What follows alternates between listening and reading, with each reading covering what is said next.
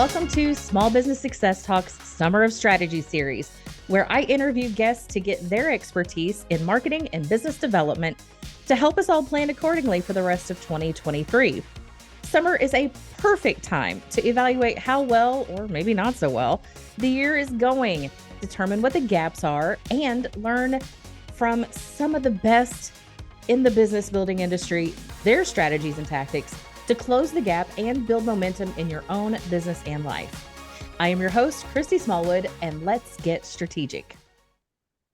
So, Izzy, thank you so much for being one of my guests on this Summer of Strategy episode for Small Business Success Talk.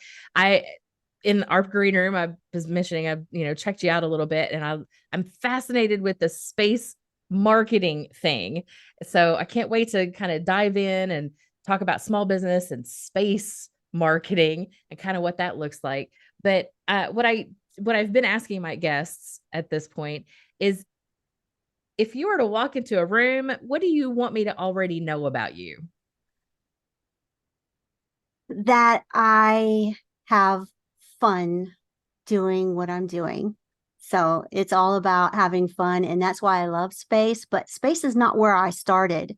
And I started a brick and mortar in San Diego back in the mid 90s during the digital revolution. And I had a marketing firm out there.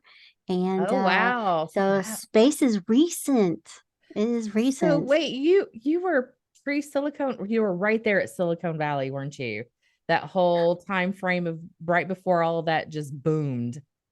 Oh, it was where all the printing, all the computers, everything was flipping over into digital. And all of a sudden the internet was a thing, and cell phones were, you know, attached to our ear. And I got my first degree in 1997. So that's when it all began in San Diego. I love so just as we're recording this, you don't know this yet, but kind of the theme for our summer strategy is like that whole Miami Vice neon look. Oh, well, hey. Right? Like, I know most of my guests, we are all of that generation. And just to say, the, the internet became a thing like in our lifetime. Totally. In fact, I mean, I had a beeper and I saw the answering machine come online. When I was, I guess, I was about 12 or 13 when the answering machine and the VCR and the microwave, all that was a thing. I mean, voicemail wasn't Caller even here. ID. The I most know. amazing thing. I was like, oh, I know who's calling. Yeah, I can't. Nope. And I've really learned the fine art of nope. Yeah, with cell phones, especially nowadays, that's it's more no's than it is yes. So Absolutely. So okay, you had brick and mortar in San Diego, and I now know you're based in Kentucky. So how did you get from there to here? okay, well, when my husband is retired Navy, and we lived over in England for a little bit. And when I got back to the states, I had to decide what it is I wanted to do. And I'm a very creative person. And right near where I was working was the Advertising Arts College. So I went and I got my associate's degree in advertising, which I loved to my mother's dismay.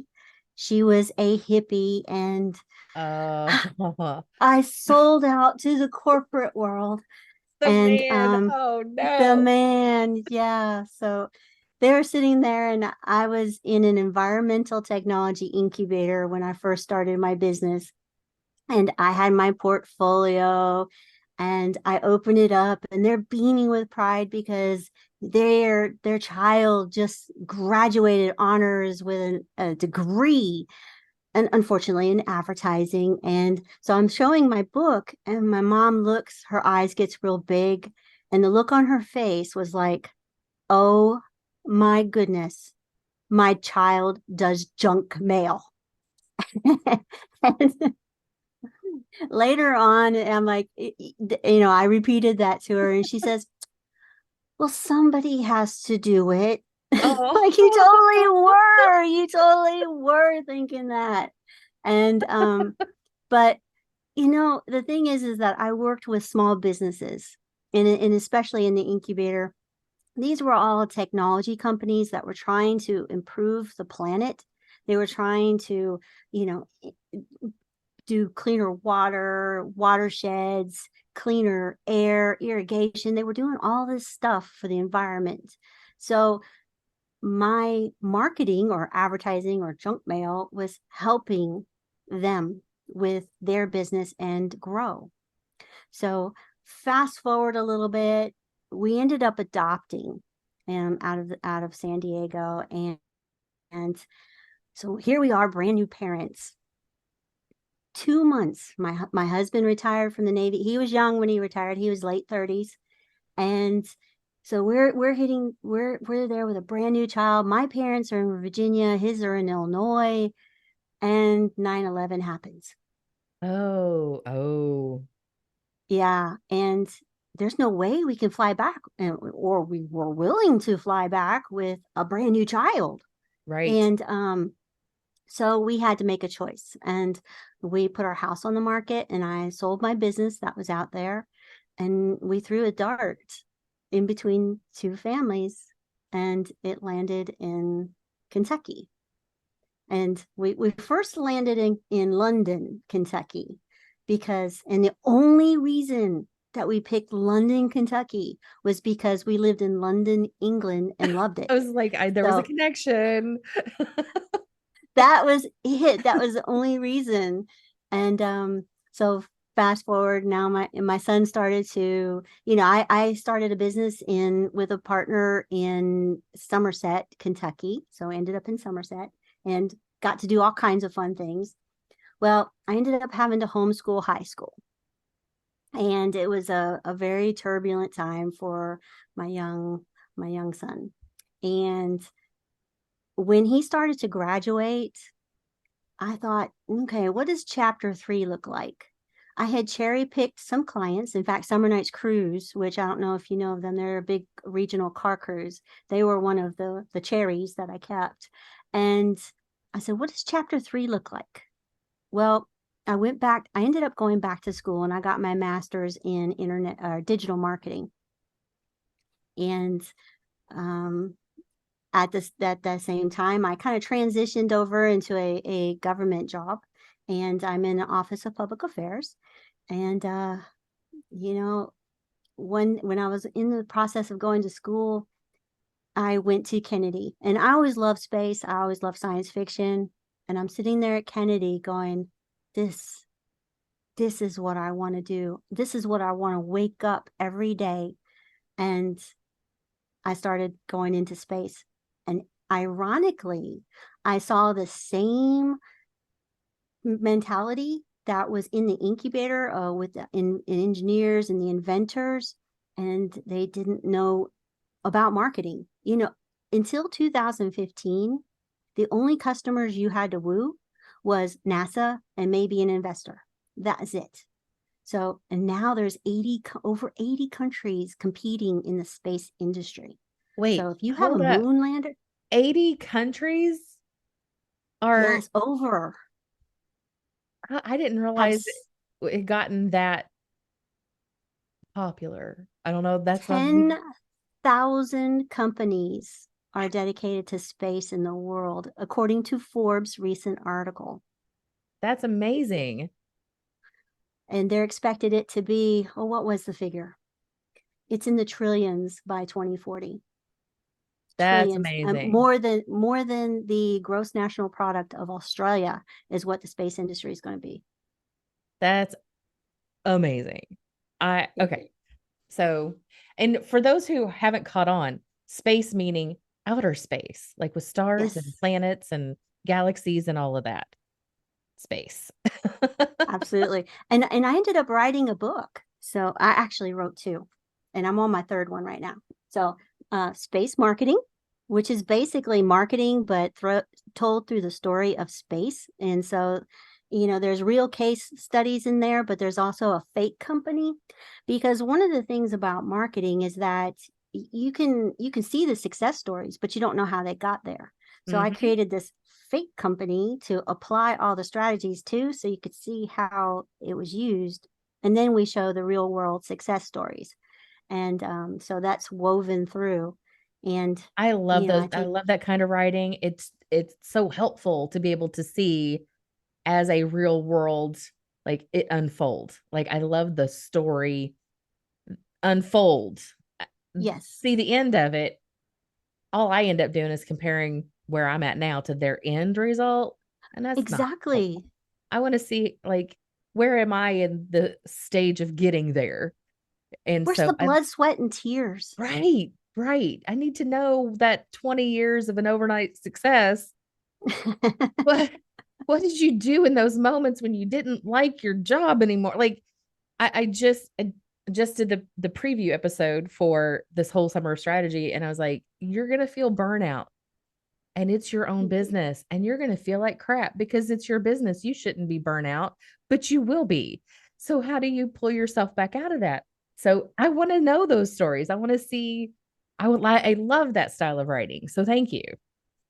Well, burnout's a very real thing. And that's one of the reasons why I was looking for something different, when it came time for chapter 3 to begin, because I love working with small businesses. And, there was all kinds, but I'm like, okay, do I, start pounding the pavement again for chapter 3 and do what I've always done? Or I do it a little differently.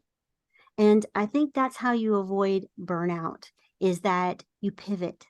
You take what works and you pivot into a new direction that gives you excitement again. And that is critical. I talk about that too with strat because it's one of the reasons I love strategy and working with my clients and groups about strategic planning because it's not about the actual plan itself. For me, No. it's the going deeper into the why are you doing this in the first place? And how do you want the world to look once you've accomplished a mission?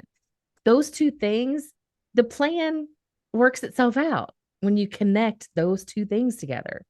And the That's what, plan is alive. oh, yeah, constantly It's changing. not static, No, not at all. and it shouldn't Especially be, when you have crap happen like 2020. Like, how do you, pivot's not even a which good worked word for for that. me. Like, Which worked for me because, space is global. So right, everybody went online. And so all of a sudden, I'm meeting all these people from all these different countries. And then when everything started to open up, then I got to meet them for real. And it was almost like a family reunion. that is fantastic. It, I, it was amazing. I have appreciated that. We've done that in our local chamber because we had a lot of people who didn't normally come to an event. And then all of a sudden, we're all online together. And then everything opens up, and you start to see how tall or short these people really are. Like, wait, you're Exactly. not in your box anymore. I thought you were 6 foot tall and you're 4'10". So Right. totally different. And of course it brought us a lot, made us more human, I think, through a digital channel that I got to see everybody's pets and kids and your home backgrounds. What do you like? And what, like, all of those things that you would never get to know in a business environment. It just opened up our humanity a lot. Well, and like I said, I was visiting with people that were from different countries, and they're like next door now. They're not across the pond. They're not in another continent. They're next door. It They're is a so call away. isn't it fascinating? I just love watching all of this play out. Okay. So your expertise then, I'm hearing, is, working with businesses in marketing, communicating what you've got going on to the outside world, probably internal as well. We can talk about public affairs. Yes. a whole nother that's a whole nother bailiwick over here. So with that then, what would be some of the best advice you could give small business from Uh, everything it's that not you've a it's not about you. Keep that in mind. It's not about you. I It love is you. about them. And so, if you've got a widget, and you put everything into this widget and you think this widget is the bee's knees, and then nobody wants it, you haven't solved a problem with it, then you've missed the mark. So everything that you do is about helping your audience, not your target market, because they're not a thing, they're a person. Mm-hmm. So talk to them, find out where their pain points are, find out how you can help them, and then have a conversation. That's what true good marketing is. It doesn't matter what decade you're in, it's about the conversation. You know, just because we have fancy tools that we can touch people on a different continent doesn't mean that that is what the strategy is that works. It is about making them the hero of your story, and you are the guide, you're the mentor, you're the one that's helping them on their quest to get wherever they're going. You are so speaking my language.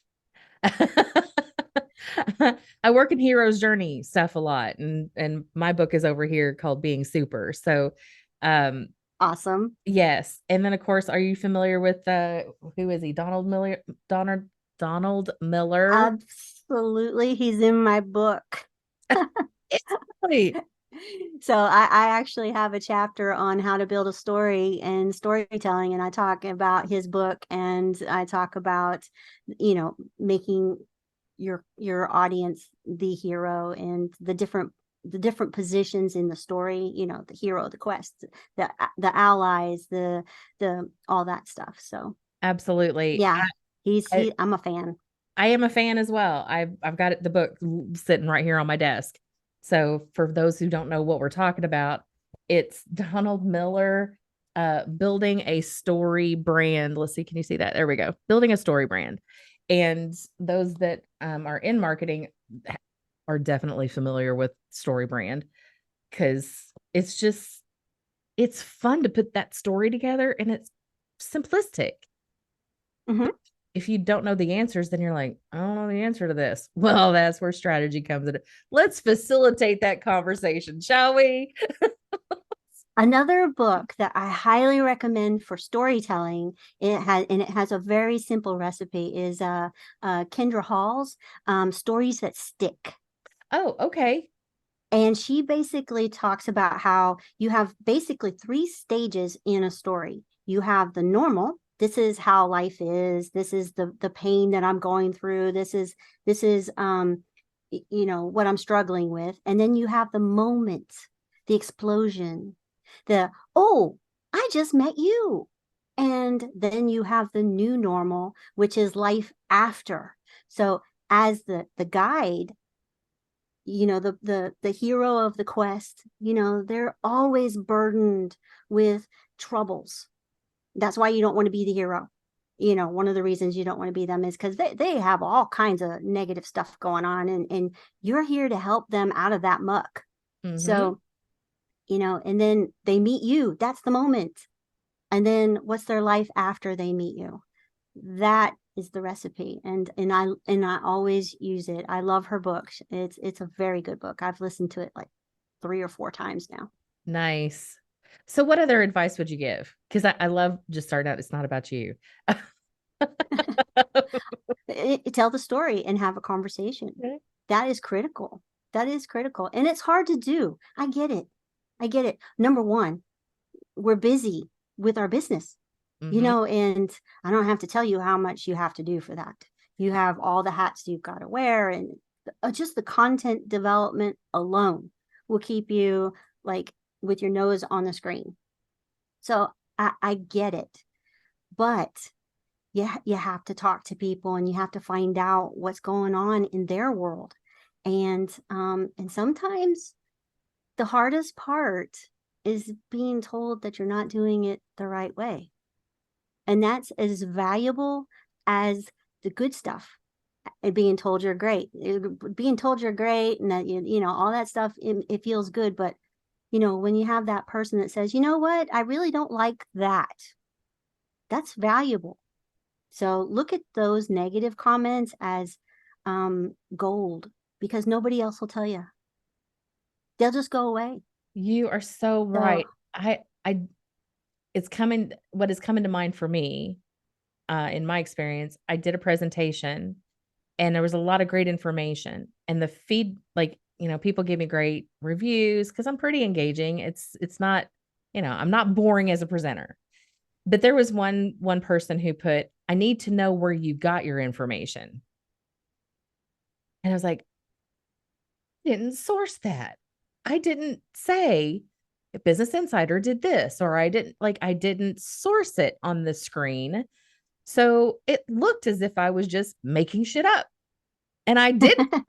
I just didn't have it sourced. I was like, that makes them feel like, hey, I did my due diligence. I'm not making anything up, that it is a credible source that I found it from. I was like, that you're right. It is gold to get that kind of feedback. It may not feel good to be yeah, it told, doesn't. it doesn't feel good.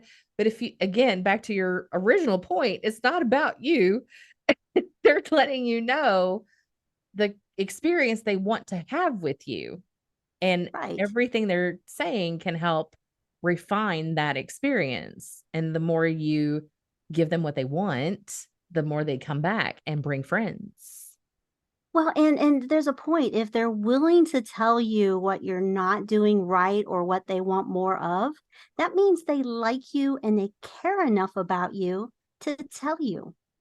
You know, if you know, if you don't like somebody and you're like, that's totally not for me, do you actually go up to them and say, hey, see ya? No, you just disappear. And so somebody taking the time out to say, hey, you know, I really want this. So it means that they like you enough to take their time to tell you that. So that's one of the reasons why that's gold. And it's really hard to find. Yeah, I like that. So paying attention. So what do you you, Izzy, have to be a great communicator to be doing what you've done for so long. And just a public Oh, affairs person, okay, just knowing that that's over here in the government, you have to know what you're doing in communication. So what would you say to us Gen Xers, because there's a lot of us business owners out there, especially the, okay, let's talk to the person who left corporate to start their own thing. What are some key communication skills we need to consider? oh goodness. Okay, well, for starters, I am like I was originally so painfully shy I wouldn't talk to people. I'm What? I'm I'm an introvert. So Girl, and you're it slapping has been around bees knees and everything. No. I was a total introvert. And when I first started figuring out that you have to go and let people know you're there, you have to have that engagement. It was really hard. So it has taken a lot of years to get to the point to where, I can be around people and be the person that I want to be and feel confident in that person. It has taken a really long time. Because let me tell you, I promoted everybody else. It was never about me. It was always Sure. about them. So all of a sudden, the most exposing moment I feel in my life was when I first launched the book. And all of a sudden I had to promote me. And I felt like I was so vulnerable. It was just it took a I kept not letting myself talk myself out of it. That is another big thing, is that we have a conversation with ourselves and our brain is designed to do one thing, and that's keep you safe. Okay. So if that means that you're getting ready to go talk to those people and you're putting yourself in a vulnerable position, your brain's going to sit there and give you a whole bunch of excuses of why you can't go over there. And so the first thing you got to do is not let that conversation happen in your brain. And Mel Robbins has a really good book out called 5 Second Rule. I was just So thinking that you get 5 seconds, 5, 4, 3, 2, 1, and just go. and it's important you do backwards because it does something in your brain that's backwards. Do you know how many times I've counted backwards? I can't tell you how many times I've counted backwards. But the so the big advice that I have, especially to the women entrepreneurs out there, is don't even engage in the conversation. Just do it. Count backwards, 5, 4, 3, 2, 1, and just do what it is you know you have to do. Don't let yourself talk yourself out of it. And that is probably one of the hardest things, because as women, we're brought up to be maternal. We're taught to take care of others, and we don't put ourselves on that stage because that's vain. Yeah, we don't want to do that. We want to help everybody else, and so we always put ourselves last, and that's a recipe for disaster in business. So I'm okay once I get on the stage, but I even struggle with it as outward as I appear. There are times I'm like, well, who really wants to listen to that? And Izzy, it's so crazy because on the board right now, on my board, it says, what are you convincing yourself of? And I have convinced myself in that conversation in my head that nobody cares to listen to anything I have to say. And this is one of the reasons I've been inconsistent in my own content, is because I had that conversation and that little bitch convinced me to not do anything. I call her Nanny. Okay, her name is Nanny because nannies keep you safe. They keep the children safe, so they keep them from harm. So it's a very loving nanny. Okay. But she's always telling me, "Oh, don't do that. That's for other people. Don't put yourself out there. They might talk about you." And so I lovingly call her Nanny, and I tell her, "Okay, thank you for your advice. I'll try not to listen this time." You're way nicer than I am. So like, sit down, But shut up, get out of my way. but she whispers, and there's times where you're just like, "Oh, I am doing it." I would tell my if I was my client, I would tell them to be going doing this. Why am I not doing that? It's because it's scary. It is scary. And you just, and what helps is if you flip it and you're doing it for other people. So if you look out into the crowd and you don't see somebody, people that are whispering and going to tell you that you did something wrong, if you look out into the crowd and you say, those are people that need my help. They need the information that they need my experience. That's what I'm up here for, is to help them. It kind of changes the whole dynamic. It's still terrifying. And for all those out there, I recommend Toastmasters. But I also recommend getting your butt on that stage. Fail. It's okay. Each time you do it, you'll get better and you'll get better. And go to Toastmasters, practice there. But if you don't ever tell the world about you, they'll never know you exist. And that's what marketing is about, is making whatever you do exist. And you have something important to share.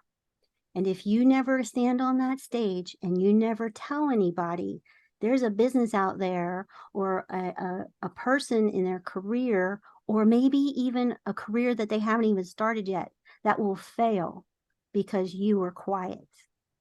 So that changes everything. It does. So, okay, on my other board, because I'm a whiteboard nut. All right. One moment of boldness can change someone's life, including yours. Exactly. It just takes And 10 seconds of crazy faith. Just do it. you know where I learned this lesson was actually Civil Air Patrol. Civil Air Patrol. Okay. Yes. I started working with teenagers, and I watched them transform, and I put them on planes. I tried to get them excited about things, and then I had one young man that had been injured, and he was 14 when I met him, and he never smiled, never spoke. His face was very stoic. And I put him on a plane, And he got off of that plane and broke into the most brilliant smile I have ever seen in my life. And then that winter, he read a letter that he had written to me and all the leadership about how he had been contemplating suicide. But it was Oh. because of what we were doing that he got excited about things again. Ha- And I'm like, it is not about me at all. If I can change one life, and then, throughout the time I worked with Civil Air Patrol, I had one cadet call me back a couple summers ago that had just gotten his A&P license, just got married, got his license, was working for an airport, had a career, and just wanted me to know that it was because of what I did. So it's Thanks, not Izzy, for about just you. breaking me. Wow, that is awesome. But you're right. The impact, we don't know We that don't. we don't know the impact our moment is having for somebody else. Right. All we're seeing is how terrified we are. But you know, people need us. It's like space. You know, all the things that are happening in space, they're 3D printing human hearts on the International Space Station. These hearts can be used out of our own cells and will make it to where our bodies will not reject these organs. There are artificial retinas so people can see. They're creating all this stuff in space, yet nobody knows, and it's going to save lives. The technology that's already come down. For example, the diabetic strip that you test your sugar Yeah. was originally for astronauts on the International Space Station. And so, how many lives has that changed? And there's just, in like global warming and all the environment, the hole in the ozone. Let's just go there for a minute. The hole in the ozone back in the 70s, it was seen from space. And that's why we saw it. We were able to change legislation, and now it's healing. So, all the damage that we're doing, we can see from space. We can also see how to correct it, and we can see where the problems lay. Now And it's you just, mentioned that you also liked sci-fi. So I just keep yeah, thinking of Star Trek and all of the stuff that we would see on Star Trek. And then, 5, 10 years later, here we are carrying around our own tablets, our own stuff. yes. And Well, like Sulu from Star Trek, he was talking about how, the doors opened on the set, and then he would go out into the world and he'd run into doors because he expected them to open. And now the doors open. right. That was a Star Trek thing, and it happened. You know, our our imagination fuels our future. And so this is one of the dangers of the negative stuff that's going on, is that it's fueling our future. But there's a lot of positive. And that's what I love about space, is because I can take a bullhorn and I can shout positive, and I can impact lives. I can impact careers, make kids excited, adults even excited about maybe getting into a different career. Plumbers, electricians, and chefs, they're all needed in space. So if you like space and you're a plumber, well, what do you think? Rockets are all plumbing. That is what makes Yeah. a rocket go up. And then, of course, then you have the creature comforts up in space, and just, it's all there. There's so much need for those careers. And if I can even take a handful of people and they get excited about going to school, the high school changes for them because they have a career and they're going into space and they're excited about life instead of turning to drugs or something negative. I won. And That's my win. I love watching your energy. It's just like watching you talk about what you like, why you love doing this is evident. Thank you for sharing that. And so, my next question, great segue, is what are some things that people should not be doing? So, we talk about the negative side of things, like, avoid doing these things for your business? What would you say? Interrupting people without their consent. Oh, like I The do thing during is, interviews. no, that's all part of the Oh, interview. okay. No, I'm talking about when you're watching a program and you have a commercial come on for the 100th time that's wanting you to buy something you don't want, and you're sitting there going, really? Or the spam calls. Let's go spam calls. Do Oh, you really think that when the robocall comes that I'm going to sit there and go, oh, yes, sign me up? No, no. Just don't do something just because everybody else is doing it. Find out who your customer is and fall in love with them. Not in a weird way, in a positive way. You know, don't sit there and do content just for the sake of content. Do it because you're helping. That's your job, is to help. Sales, a very good salesperson, and sales and marketing are different. I equate it to like a diamond. Okay, so you've got all these facets on a diamond, and sales is only one facet.